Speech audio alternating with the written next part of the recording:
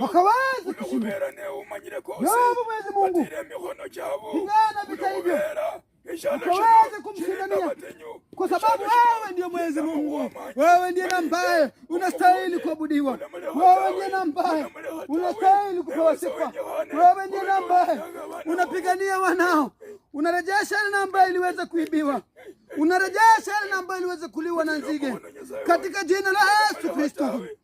Yawe Mwenyezi Mungu, msaidie mwanangu, mpiganie mwanangu, kwa sababu ya ndoa yake, kwa sababu ya familia yake. Furaha ya ndoa yake ikaweze kurejea, furaha ya familia yake ikaweze kurejea, kwa sababu wewe ni Mwenyezi Mungu, kwa sababu wewe ni Jehova Adonai, kwa sababu wewe ni Jehova Jireh, kwa sababu wewe ni Jehova Shalom, kwa sababu wewe Jehova ni Mungu mwenye nguvu. Haya mishumani ya kumzingira, yale mashetani yatakapotumwa hayataweza kumfikia. Ukaweza kuchoma kila mipango, kila maeneo ya maadui, ukaweza kumzingira, jinsi na ambavyo kuku analinda vifaranga vyake, jinsi na ambavyo mtu analinda jibu la macho lake. Jehova mpiganie mwanangu. Nimeweza kutafuta tangia jana jioni, ila sitaweza kupata muda wa kuzungumza nawe mwanangu. Niliweza kueleza kwamba maombi yako utaweza kuendeleza, tutaweza kukuombea mimi pamoja na mzee.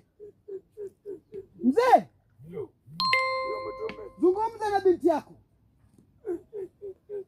Kijana wa hiyo kitu wako wapi? Kijana wa hiyo kitu, songa hapa karibu. Wacha nianze na maombi kwanza. Isai wanje uli mwikulu, mulinda omwana muhana uno kulokubera kaburiranga n'amaanyi. Nyada kibulesha omwana wa Nyasaye nyada umureko mukono kulokubera kosi na koko. Utume nimemaliza.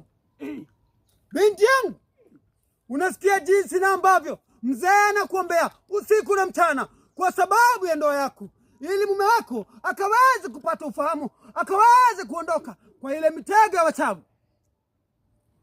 Mwanangu, utakapopata muda hakikisha kwamba umeweza kunitafuta, kwa kuwa niko na ujumbe mzuri kwa sababu yako.